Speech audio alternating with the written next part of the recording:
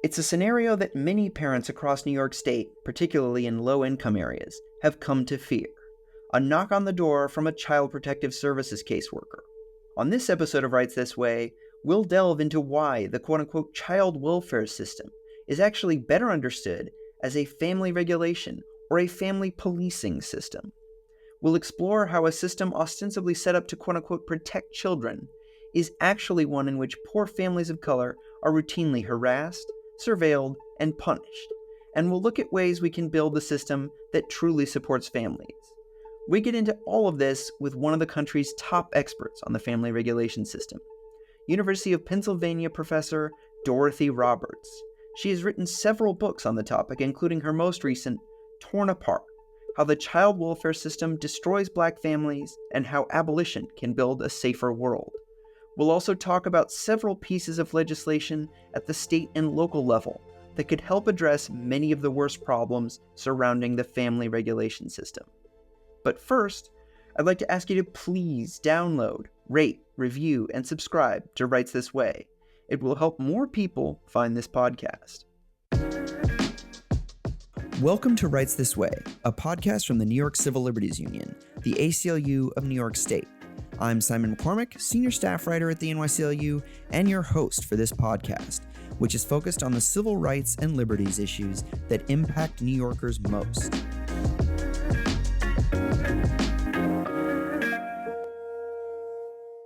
And now I'm joined by two guests. Dorothy Roberts is the George A. Weiss University Professor of Law and Sociology and the Raymond Pace and Sadie Tanner Mosel Alexander Professor of Civil Rights at the University of Pennsylvania's Penn Cary Law School. She's also the author of several books, including her most recent, Torn Apart: How the Child Welfare System Destroys Black Families and How Abolition Can Build a Safer World. And Jenna Lauder is a NYCLU Policy Counsel. Just a quick note before we start the show. As we've said before when we have outside guests, we just want to make clear that Dorothy is speaking in her own personal capacity and not as a spokesperson for the NYCLU. Okay, on with the show. Dorothy, Jenna, welcome to Rights This Way. Thanks, it's great to be here. Thanks for inviting us. Thanks for having us, Simon. Of course, well, very excited to have you both. Dorothy, I want to start with you. Can you explain what the family regulation system, or as you call it, the family policing system is? And for our listeners, what we're talking about here is it's commonly called the child welfare system, but we will get into why that's not an accurate description. Sure. The family policing system, or what's commonly called the child welfare system, is a massive state apparatus that claims to protect children from abuse and neglect, especially by their parents. And so it is supposed to be a form of child protection. It is a set of agencies that investigate families and remove children from their homes and place them in foster care, or other kinds of substitute care, and also terminate the rights of parents. So I call it a family policing system because, as you can tell from everything I just said, it operates by policing families, primarily by threatening to take their children away or take them away. And it is a form of really massive state surveillance and investigation, disruption of families, even destruction of families. And that's the way it operates. I think the public has been told that it is a service provider, that it keeps children safe. But just as a starting point, thinking about the way in which it operates, what it actually does, I think policing families is a better description of that. I want to get into some of those misconceptions, those myths. You write in the prologue for your most recent book, quote, "If this system were truly devoted to protecting children and promoting their welfare, why weren't the vast majority of its clients white? The United States has consistently reserved its best resources for white people. Black people have had to fight tooth and nail to gain access to services meant for whites only, unquote. And so, with that in mind and with the foreshadowing you just did, can you talk about what some of the biggest myths or misconceptions about the family regulation system are? Well, I can start by explaining that quote that you read from Torn Apart. I wanted to, in that particular statement, point out how obvious it is that this is an oppressive system because Black children are way overrepresented. They're the most likely children to be taken from their families and to be investigated. Over half of Black children in America will be subject to a child welfare investigation by the time they reach age 18. And Indigenous or Native children are also at very high risk of being investigated and separated from their families.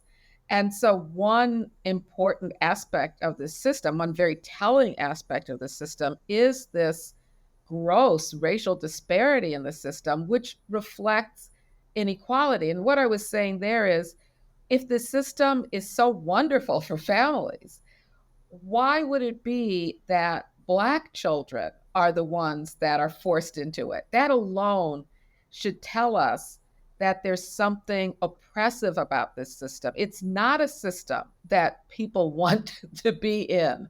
No, families don't go asking to join this system. They are forced into it by this policing function of, so-called child welfare and protection. So what really opened my eyes to the oppressive nature of the system was this stark racial reality of the system. And so one of the biggest myths is that it's benevolent, that it's supportive. The truth is that, as I said, it coercively intervenes in families.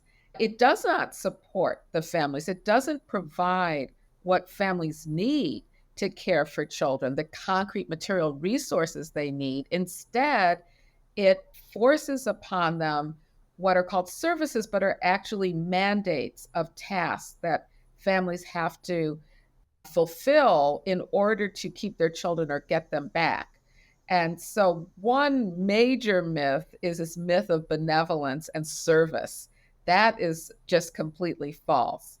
Another myth is that children are protected by the system, when in fact, when children are removed from their homes, they're put in a foster system that is well documented to cause all sorts of harms to children. Children in foster care are at high risk of committing suicide, of running away from the placements that they're put in. It disrupts their education. It disrupts their health care. It disrupts their emotional stability and mental health. And this is all very well documented that children in foster care are at higher risk of abuse and death than children who aren't in foster care. So there are just so many myths about it I could go into. But another one is that it helps families to have mandated reporters that report their suspicions of child abuse and neglect. This system operates on a wide network of professionals who are mandated by state law to report suspicions. And one problem with this is that it's highly biased. And this is also well documented that reporters are much more likely to report Black families than white families for the same kinds of risks or injuries to children. And it also deters families from seeking help. So you have the very people that are professionals trained supposedly to provide services to children and their families, like teachers and doctors and social workers. And this system turns them into agents for the state that report their suspicions, not even concrete evidence of harm, but their suspicions to the state. And families know this, and it deters them. Instead of figuring out how to actually support a family in need, they're told instead to report the family to an agency that is well known to harm families.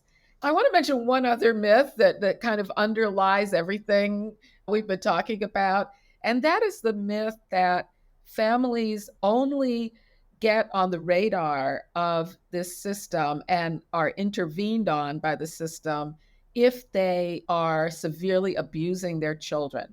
And the reality is that the vast majority of families, in fact, virtually all the families, there's some exceptions, but virtually all the families that are entangled in this punitive system are impoverished or low income. It's very rare for a wealthy white family, no matter what's going on in their home, no matter what their doctors know or teachers know about harms to the children, will be reported. And so this is really a system that's always been designed to target impoverished and low income families. They're mostly targeted for what's called neglect, which is defined as poverty. It's literally defined as failing to meet the material needs of children. And most parents fail because of structural impediments to their being able to have the material resources they need for their children. They're being punished then for being poor. And that is something I think most people don't understand. That's this veneer of saving children from monstrous families is simply false. These children are being taken violently from their homes because their family caregivers don't have the material resources that are needed. Of course, many children are removed even when they're doing just fine at home, but neglect is defined as failing to meet the material needs of families. And that's tied into the design of the system to blame families for the unmet needs of their children. I can kind of sum up a lot of what I've been saying with the implications of those myths, which is that this is a system that sends the message that the reason why there are so many children in America whose needs aren't met, needs of clothing and housing and good nutrition and good education, all those unmet needs that the US stands in stark contrast to every other industrialized nation as failing to have a welfare state that provides that, and also as a country that's deep inequities that cause these deprivations to children. And what this system says is it's all the fault of their pathological parents. And the way to address that is to monitor these parents, supervise them, regulate them, punish them, take their children away. Instead of what we need is radical social change that would eliminate poverty, that would eliminate these structural barriers to equality, the structural inequities of racism and sexism and heterosexism and patriarchy and classism and deportation and, all of the structural harms to children are obscured by this system. And that's what is really the deep problem with it. And so that covered a lot of ground. Thank you very much, Dorothy. That is a tremendous synopsis of the problems with this system. And Jenna, we're going to be talking later about several of the aspects that Dorothy just mentioned and how they relate to New York. But I wondered if one of the things that Dorothy said actually prompted me to think of one specific thing New York related, which is I know that the Administration for Child Services, that's the New York City? The Administration for Children's Services is the New York City agency that carries out the family policing and family regulation in New York. Right. Okay, thank you. And I know that they tout a lot of programs or resources or things like that they do. And so one of the things that Dorothy just mentioned, one of the myths was we're just here to provide a helping hand, a hand up. Can you talk about specifically New York's effort to kind of camouflage that? Yeah, I think New York, as a relatively progressive state, is well aware of these challenges, of these problems with the system, and has gotten pretty good about talking about them and naming all kinds of things that they're doing to reduce racial disparities in the system and to reduce the sort of punishment of poverty that the system embodies. They tout programs like the CARES program, which they say is sort of an alternative path to undergoing a family regulation investigation and case in the family court system. But a lot of this, frankly, it doesn't translate to families' actual experiences. And so when a family regulation agency like the Administration for Children's Services, or ACS, when it says that it's offering services to families, a lot of times what it means is it is pressuring that family, or sometimes requiring them, to attend a parenting class or an anger management class or undergo some sort of substance use treatment program. And a lot of these programs have absolutely nothing to do with the struggles that a family is actually facing. Not only do they fail to meet the family's material needs, but they can actually make it harder for parents to meet those needs. A lot of these programs take place during 9 to 5 work hours and can require parents to travel long distances on public transit to even get there. And that can really disrupt their work schedules and their ability to maintain stable employment. Slightly tangentially, but also, to the extent that ACS is removing a child from a parent's home, that can even jeopardize their access to various forms of housing by reducing their family size.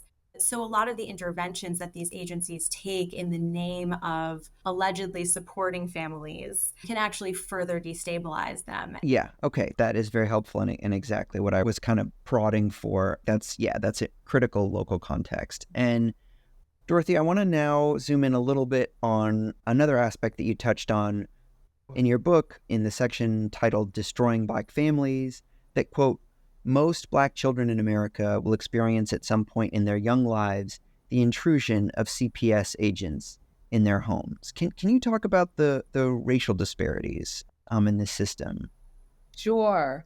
So just in terms of statistics, it has long been very obvious that Black families are targeted by the family policing system all across the nation. Whether we're talking about southern states or we're talking about northern states, the Midwest, the West Coast, if you look at any big city in America, whether it's New York City, as Jenna was just talking about, or Chicago, where I first became aware of this system, where almost all the children in foster care are Black. In New York, also, it's just Black children are hugely overrepresented in foster care and in investigations. San Francisco, for example, almost all the children in San Francisco in foster care are from the small Black community that's left in San Francisco. It's very unlikely that a white child in San Francisco is going to be taken from their home and put in foster care. And so this is replicated all over the nation. A study I mentioned earlier, recent study, found that 53% of Black children will be subjected to a child welfare investigation before they reach age 18. And it's even higher in some counties in the United States. So the statistics are just glaring. They're undeniable that Black children are at higher risk of being investigated and removed, their parents' rights terminated. And this goes for Native or Indigenous children as well. But another aspect of this that I think is important is what I've called the racial geography of the child welfare system or family policing, because what also happens in big cities, but also other areas as well, is if you look at where most of the interventions take place, they're in impoverished, segregated Black neighborhoods. And so it's not just those half of Black children who are at risk of being subjected to a child welfare investigation. It's also the other half who live in the neighborhood, who have relatives, friends, classmates who've been taken from their homes or subjected to an investigation. And everyone in the neighborhood is aware of this invading force. And this is how they think about these child welfare agents invading their homes, their neighborhood, their communities, their families. And it is a pervasive threat in those neighborhoods. I really think we have to look at it as part of the carceral policing state, that in terms of police interventions and prison also concentrated in these very same neighborhoods. And so that's another aspect of the racism and white supremacy of the family policing system. It's also important to note that the roots of this are very deep, and we can trace the targeting of Black communities back to the enslavement of Black people for 400 years in America, where family separation was an essential aspect of enslavement. And white enslavers were considered the head of the plantation family who had authority over all the children, including Black people's children. From the moment of conception, children were considered the chattel property of enslavers.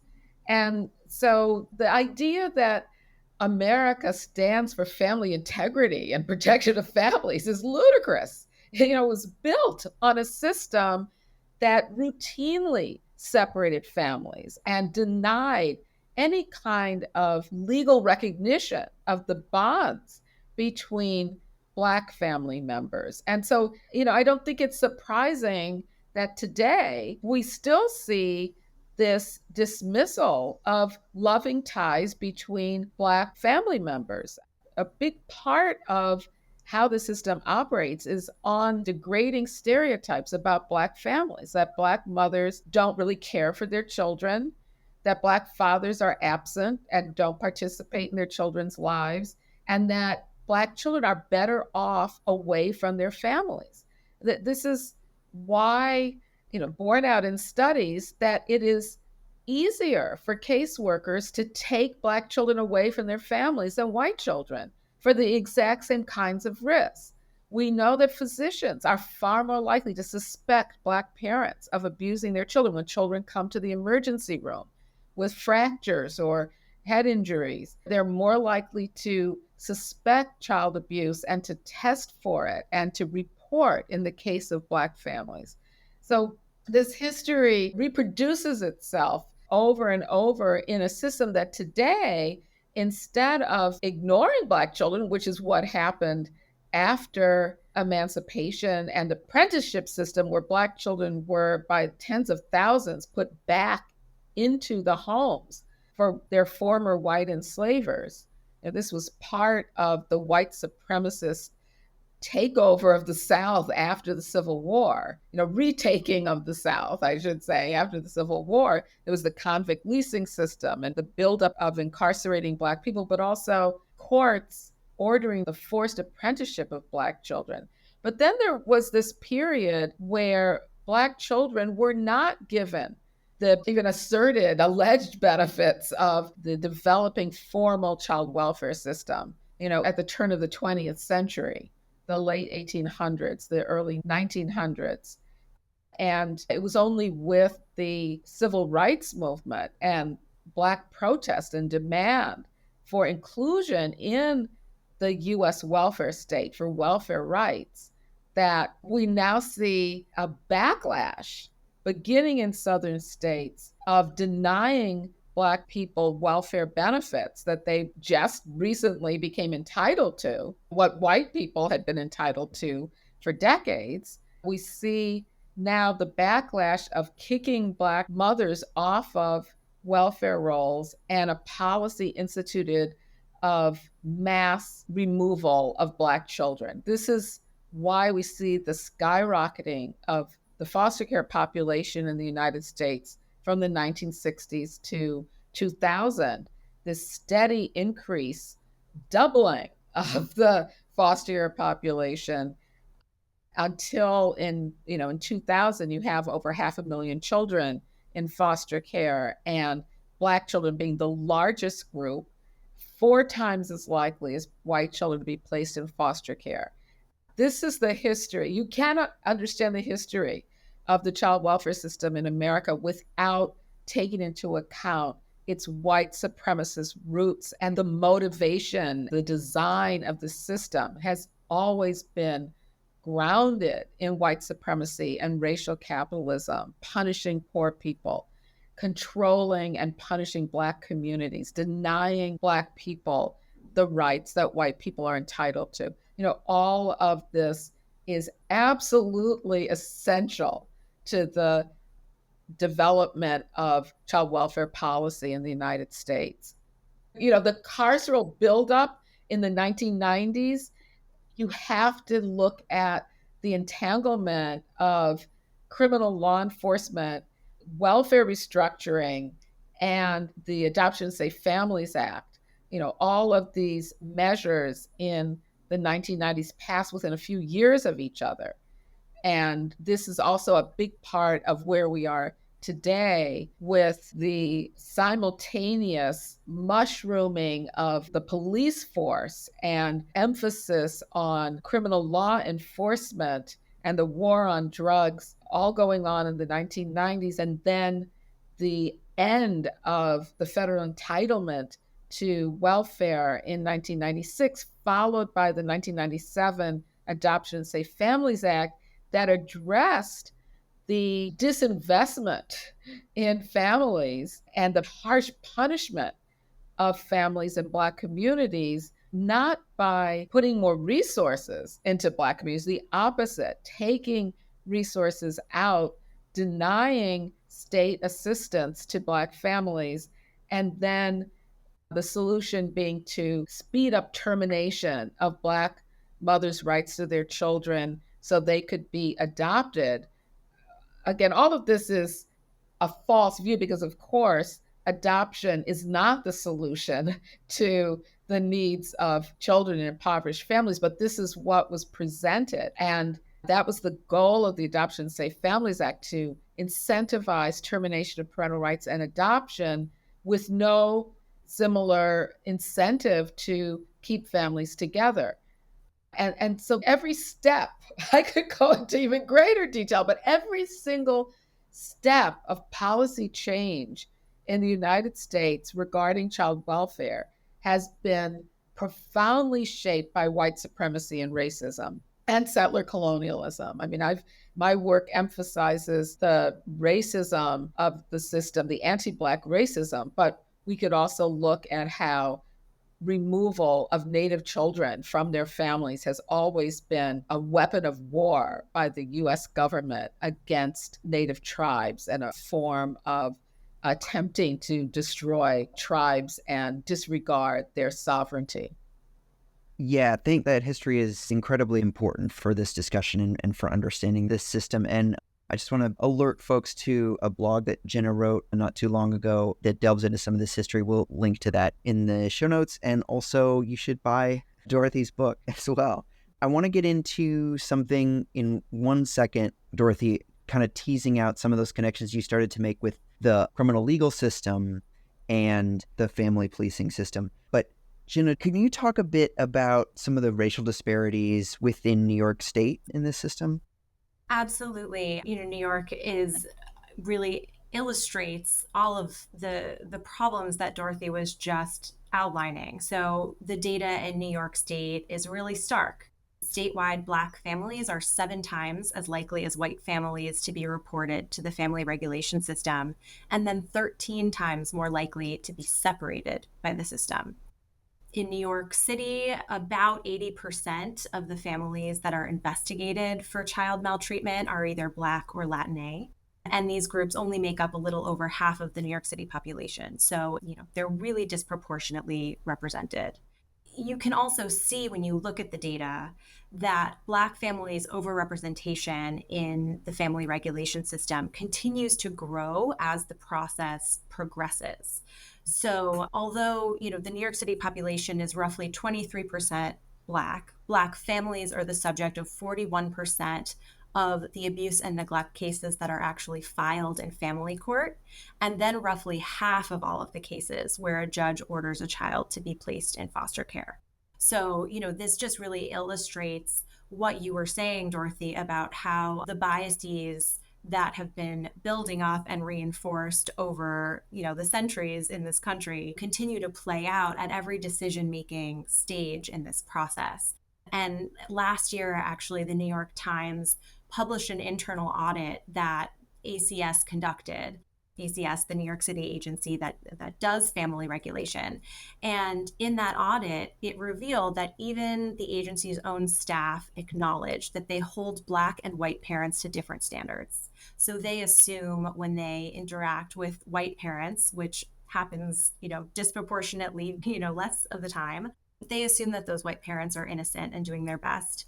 And conversely, they assume that Black parents are incompetent and pose risks to their children. I think the study also named that ACS links safety with class, and it penalizes poor parents for their economic challenges. And I'll just note, to put an even finer point on some of the hypocrisy that you were highlighting, Dorothy, this family regulation system will take children out of their homes because their parents don't have enough resources and put them into foster care.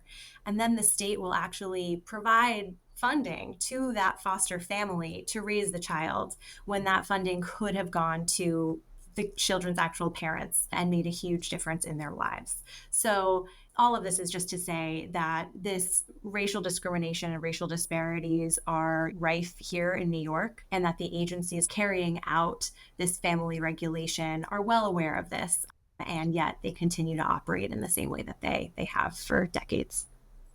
Yeah, thank you for that, Jenna. And again, the differences are hard to imagine them being more stark. And Dorothy, I think the connections between the criminal legal system that you lay out in your work are quite clear. And, another system that has extreme racial biases and racist underpinnings is the criminal legal system. So could you lay out a bit of those connections, please? There are connections between the family policing system and the criminal legal system at every level. So in terms of concrete operation, caseworkers work hand in hand with police officers to surveil, investigate, and separate families. They're in many places, they train together, so they're joint training and task forces to intervene in families. Caseworkers will often bring police officers along or call them for backup when they investigate families. You can imagine what it's like to rip a child away from their parents with just the terror that involves. As a parent myself, I can't even grasp how horrifying it would be for some state agent to come into my home and take my child away from me, not knowing what's going to happen to my child, or maybe even worse, knowing they're going to put my child in a dangerous place. And of course, that is a violent act. And often caseworkers will bring an armed police officer into the home to enforce this violent act. Sometimes it can lead to a police killing of a parent. I report on this in Torn Apart. I begin Torn Apart with the story of a mother named Vanessa Peoples in Aurora, Colorado, who was at a family picnic, and her toddler strayed away from the picnic for a minute. She could see him following behind her cousin, and a stranger called the police and refused to give her son back over to Vanessa. And when the police officer arrived, the police officer gives her a ticket for child abuse because her child strayed away for a minute in front of her. And then when the caseworker came to her house to investigate, Vanessa didn't hear right away that they were knocking at the door. And the caseworker called police for backup. And eventually 7 police officers came into the home. When Vanessa protested their presence in the home, they hogtied her and carried her out, put her in jail. And, as Jenna was saying, the repercussions for families, her family is worse off now. She can't get a job as a nurse that she was training for because she's in the child abuse registry. She's having a hard time finding an apartment. So police help to enforce the violence of family separation. And they also are reporters. They report child abuse and neglect. In some places, they can remove children and hold on to them without even going to court or reporting it to the Child Protective Services for a certain period of time. So they have a lot of power. So in both reporting and enforcing investigations and child removals, they work hand in hand with caseworkers. Now, caseworkers get the benefit of an armed force backing up their terror. It's important to understand that usually these investigations don't come with a warrant. They just show up.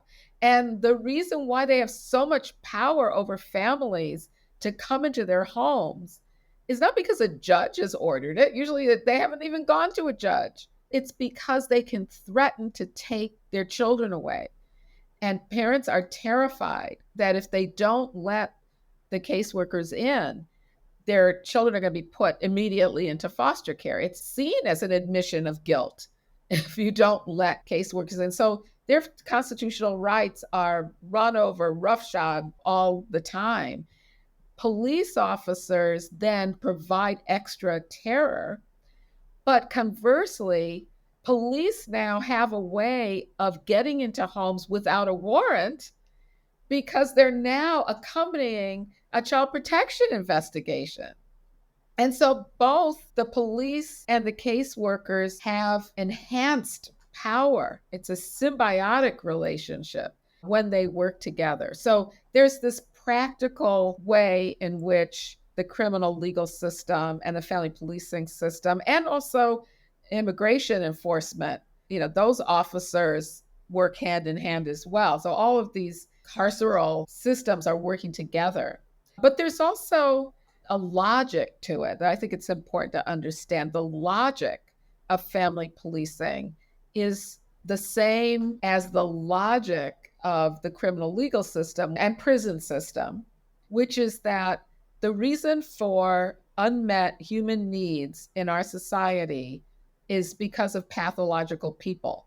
The people who are impoverished, who suffer from all of the fallout of structural inequalities of class and race and gender, it's their own fault that they haven't succeeded in America. This is a basic lie of American ideology and the American dream. If you haven't succeeded at the American dream, it's your fault. And even worse, there's something pathological about you. You're a criminal. You're a child abuser. You need state intervention to protect the rest of society from your pathology. And that is the ideology behind mass incarceration. Most people in prison are impoverished. In fact, many of them have been in foster care. That's another connection. But the carceral logic of addressing unmet human needs by punishing the people who have those needs, by blaming their unmet needs on them instead of structural inequality, that ties together the family policing system, the prison system, criminal law enforcement.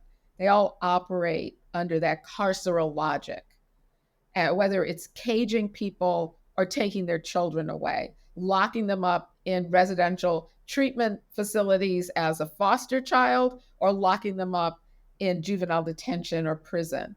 And these are the same children. So another connection I want to point out is the pathway. I think this is all one carceral web. They're all entangled, but their pathways, I know there's been some criticism of the term pathway, but I want to use it here because I think it's important to understand the direction of the pathway. The pathway is from the foster system to juvenile detention and prison.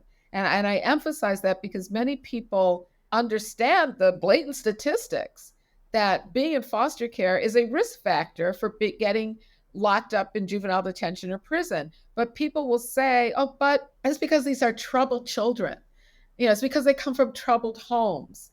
And so they break the law. No, it's the opposite. It's that the foster system is structured to push children into juvenile detention and prison because of multiple reasons. Part is it puts children into conflicts with other children, with staff, where unlike most families that will resolve their conflicts without bringing in the police, children in the foster system, conflicts that they are pushed into are far more likely to be handled by calling the police on them.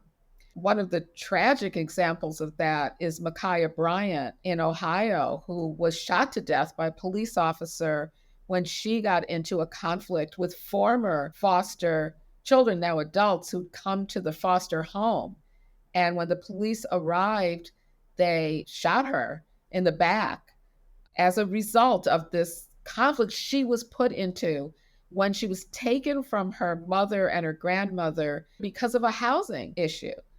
And so these children are taken for reasons of poverty and put into situations where there are conflicts that are likely to push them toward encounters with the police and arrest, detention, incarceration, in addition to the way in which the foster system makes it less likely that children will graduate from high school or go to college, that they're more likely to have PTSD, they're more likely to be impoverished. And so that also makes them at risk of arrest and incarceration. And so for all these reasons, I'll just mention one other, is the high rate of children running away from foster placements.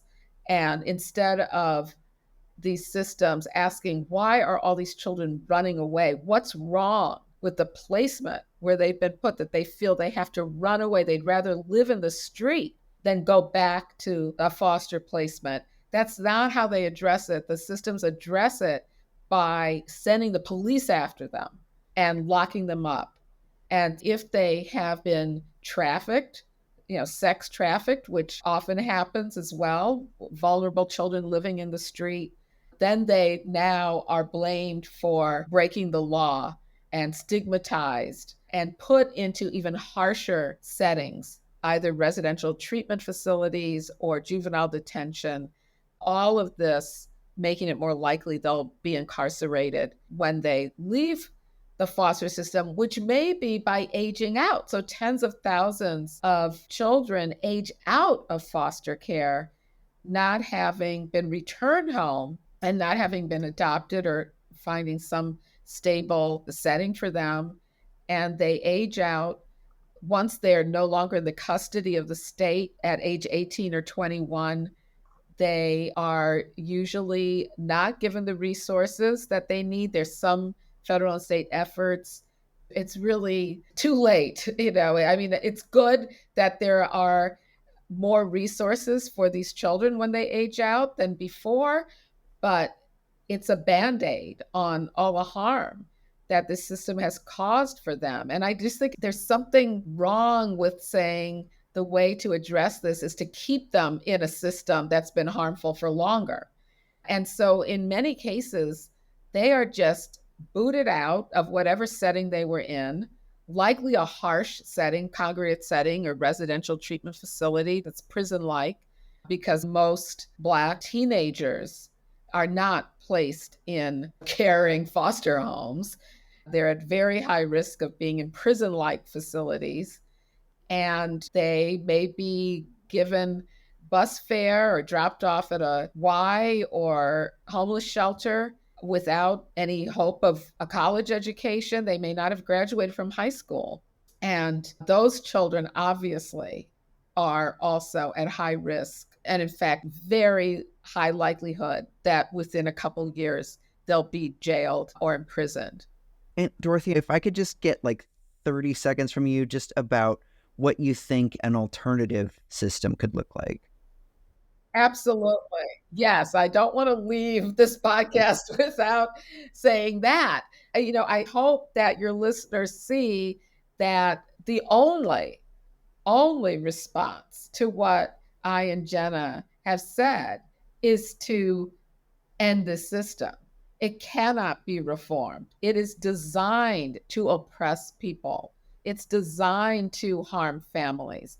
Even the kinds of false services that Jen and I were talking about that aren't really services, they're mandated tasks that actually interfere with struggling families' ability to care for children, even those always have hanging on top of them the threat of child removal. So this system only operates, it's not voluntary in any way, shape, or form. I don't care what they call it. They're not services.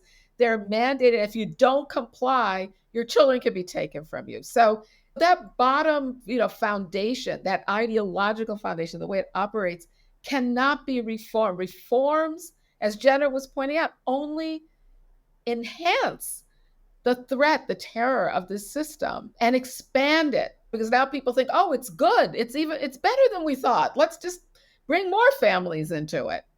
And so it has to be abolished. And that's the only way to support families. This is an impediment to support. So it has to be abolished in order to truly support families, in order to truly keep children safe.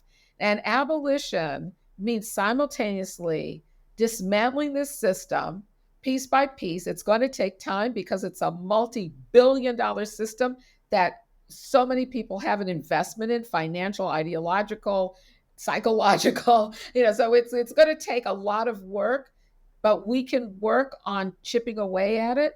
But simultaneously, we have to provide the concrete resources that families need.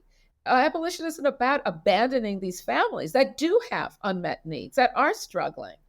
But the question is, what are the policies and practices, the real community-based efforts that we can build to provide families what they need, what they say they need voluntarily to support them?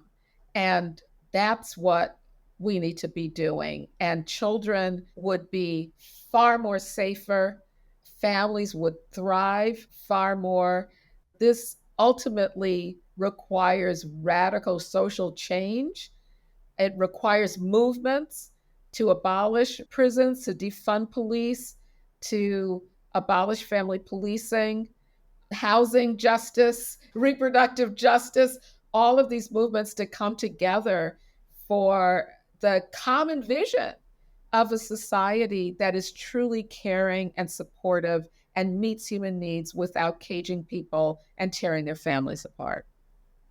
So, Jenna, I think we all share the desire to create a society that truly supports children and families. I want to talk to you specifically about some of those pieces of legislation in New York that would do that.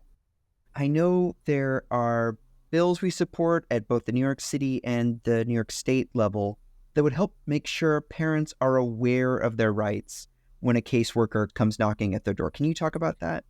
Absolutely. So, parents do have rights when it comes to interacting with the family regulation system. The family regulation system represents an arm of the government coming into their personal, private lives. And so accordingly, very fundamental rights that we have under the Constitution, Fourth Amendment rights, for instance, apply in these interactions. So when a caseworker comes to a parent's home, the parent generally has the right to decline to allow them in, to seek the support of legal counsel before they speak with them and answer questions, and to know, what the allegations are that they're being accused of. But, in the criminal context, everyone is familiar with your Miranda rights. Police are required to read people their rights on the spot. In the family regulation context, on the other hand, caseworkers aren't required to tell parents that they have these rights. And so instead, and along the lines of what Dorothy was talking about earlier, caseworkers will often mislead parents into thinking that they have no choice but to let them in. And so often you have parents who not sure what their rights are and faced with this very frightening prospect of having a caseworker accusing them of abusing or neglecting their child. Parents will give this caseworker free rein to search all over their house, open their medicine cabinets, open their refrigerators, take note if, the bedroom is messy or there's stuff on the floor. They'll interrogate even their children and ask questions about parents' personal lives. Caseworkers will even occasionally strip search children to look for evidence of abuse on their bodies. And so parents will undergo these very invasive and traumatic investigations without knowing that they have this opportunity to say, you know what, no, let's take a step back. I'm going to get access to a lawyer, and you need to go get access to a court order. And just to, really hone in on the scope of this problem, there was reporting earlier this year from ProPublica that found that in New York City, caseworkers only go to court to get the court order, so the equivalent basically of a warrant in the criminal context. They only actually go to court and get that court approval in 0.2% of cases. So 99.8% of the time, parents are not asserting their rights and are just letting caseworkers come in, whether that's voluntarily or under the threat of having police involvement. So all of that paints a picture of why it's really critical that caseworkers are required to tell parents that they have these rights so that they can exercise them.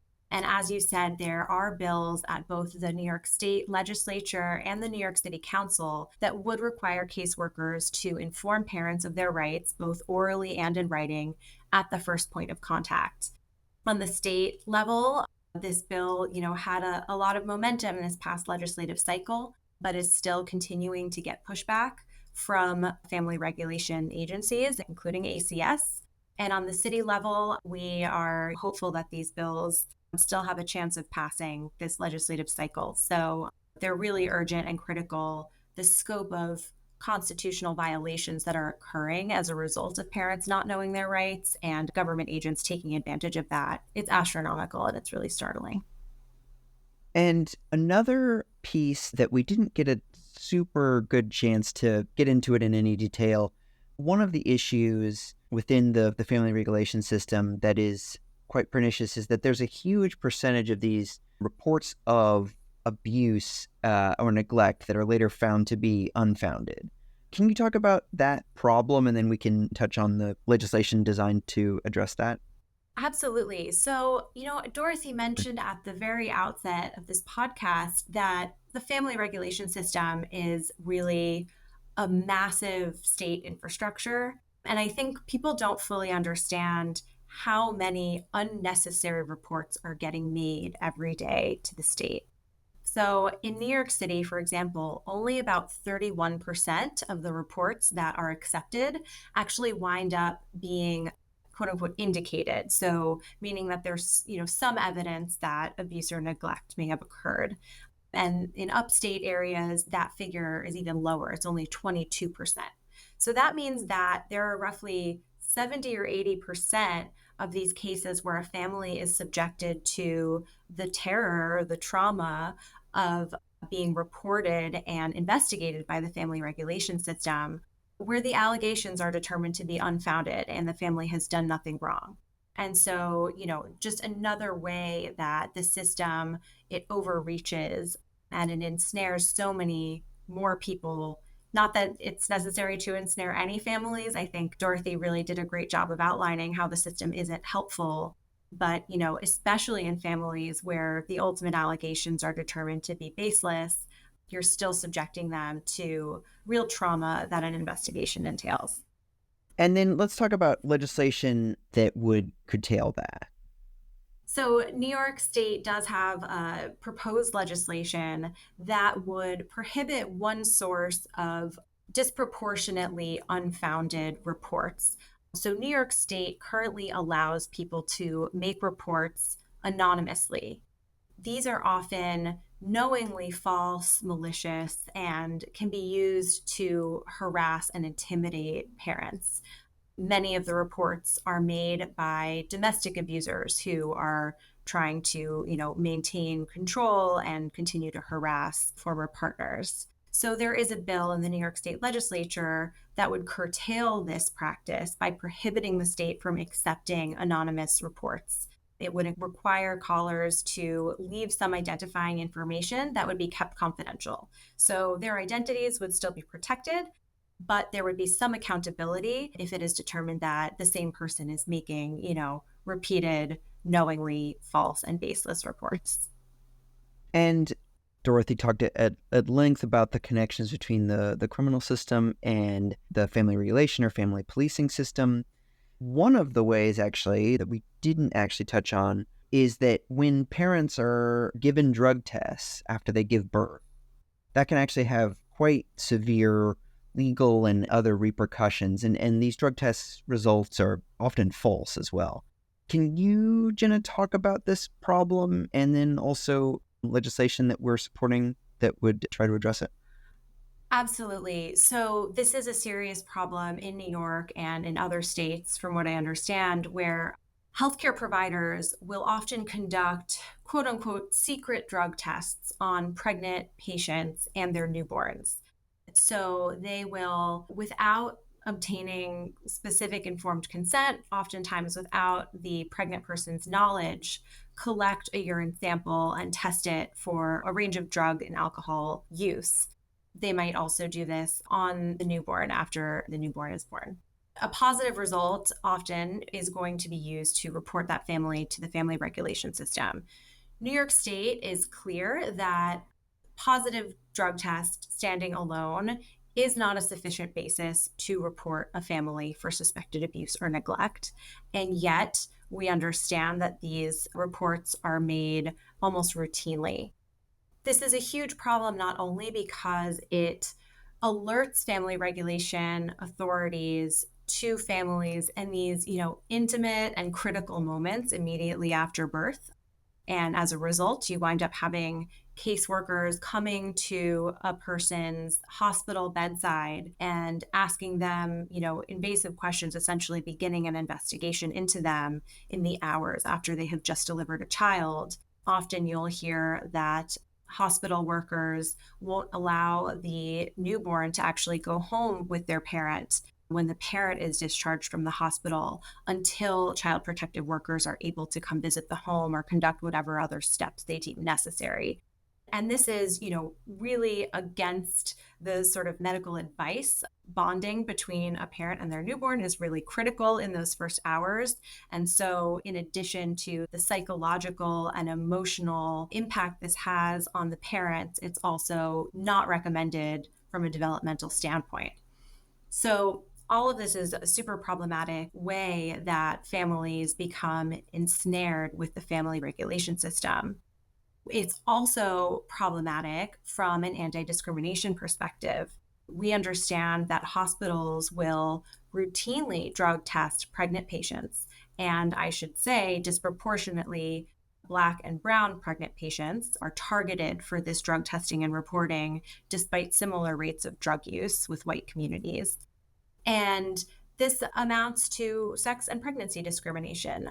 If a person presented at the hospital but they were not pregnant, there would be no sort of family regulation hook or justification for criminalizing them, and I use that term loosely, for punishing them for this drug use.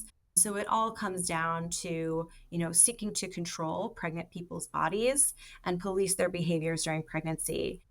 And, especially in this period after the Dobbs decision, overturned Roe v. Wade, when the criminalization of pregnancy is on the rise all over the country. This practice is extremely disturbing here in a state that is very supportive of abortion access and touts its work protecting and expanding access to abortion. At the same time, the state is sort of allowing this practice to continue of infringing on pregnant people's bodily autonomy and penalizing them for conduct during pregnancy. So that's all a very long wind up to say that there is legislation pending in the state legislature that would take steps towards addressing this problem. The bill is called the Informed Consent Act, and it would require that healthcare providers obtain specific informed consent from a pregnant person before conducting either a drug test or screen on them or their newborn. So that, when I say informed consent, includes informing the person of possible consequences of disclosing or testing positive for drug use, including family regulation consequences. So it's really critical that people are placed in a position where they can make an informed choice that's in their best interest and the best interest of their families. And I think that piece is so critical given how much legislators and progressive-minded people think of this state as very reproductive freedom forward and protective. But there are these certain instances where that is not the case. And Simon, if I could just add one thing, Dorothy noted earlier about how mandated reporting requirements, it distorts the relationship between various types of professionals, often those whose role it is to provide support and services to families. And it distorts that relationship from one of trust into one of suspicion, because these professionals are required by law to report potential suspected abuse or neglect. And the same holds true in the reproductive healthcare space. And so when you have this practice of people being drug tested and reported by their healthcare providers, it really undermines trust between pregnant people and their providers and can deter people from seeking essential prenatal healthcare. So, not only is this harmful from a family regulation perspective, but it's also harmful from a public health perspective, as it can deter people from seeking the healthcare and, if necessary, substance use support that they actually need and that would benefit them. Right. And so, like so much of the family regulation system, it is counterproductive to the aims that it purports to be trying to achieve. Okay, we've talked a lot about what I maybe would describe as sort of front end bills or things that are trying to prevent people from getting ensnared in the family regulation system. But there's one bill that I know we support that maybe tries to at least mitigate or deal with some of the back end consequences of getting ensnared in the system. This is a bill that would help parents maintain bonds with their children even after their child is placed in foster care. Can you talk about that, please? Yes. So the Preserving Family Bonds Act is an important measure that would allow children to remain in contact with family after their parents' rights are terminated. So, one of the most brutal aspects of the family regulation system is this termination of parental rights, which is often equated with a civil death penalty. It, severs all legal and really practical rights for parents to have contact with their children. In New York, when a parent's rights are terminated, judges don't have any discretion to order this post-termination visitation or contact between the child and their parent. And so what this bill would do is it would allow judges to order that post-termination visitation or contact in cases when it's in the child's best interest and subject to numerous sort of procedural safeguards. This is really critical because I think, as has been made clear on this podcast, most children who experience a termination of parental rights have a close and loving relationship with their parent. And so that termination represents a real trauma for the child, and they go through a grieving process, often as though, their parent had died, although it can be an ambiguous type of loss. Termination can also really disconnect children from their cultural histories, their family histories, their community, and even on a more practical level, can cut them off from access to things like family medical history, which can be useful to them later in life. So this bill is really, common sense, sort of small step to just soften the brutality of this system and allow children and parents some opportunity to remain connected even after parental rights have been terminated. This system, despite its name and perhaps despite its public reputation, it is not a benevolent system. It really is a system that polices people and families for socioeconomic factors that are largely outside their control, and that punishes them instead of responding by providing meaningful and useful support. And so when we think about, ways to combat structural racism, ways to combat policing, and even when we think about issues of reproductive freedom and reproductive justice, I hope that folks will think about family regulation as an essential component of challenging a lot of this societal oppression. I just want to say we didn't get a chance to touch on so many things that are in Dorothy's latest book. There are a lot of really powerful anecdotes in particular, and she touched on a couple, but there are many more throughout the book. So the book is called Torn Apart: How the Child Welfare System Destroys Black Families and How Abolition Can Build a Safer World. And with that, Jenna, Dorothy, thank you so much for coming on Rights This Way. Thanks to both of you. I really appreciate this opportunity to get the word out. Thank you for having me, Simon. I really enjoyed the conversation. Thank you for listening. You can find out more about everything we talked about today by visiting NYCLU.org. And you can follow us at NYCLU on Instagram, Twitter, and Facebook. If you have questions or comments about Rights This Way, you can email us at podcast@nyclu.org. Until next time, I'm Simon McCormack. Thank you for fighting for a fair New York.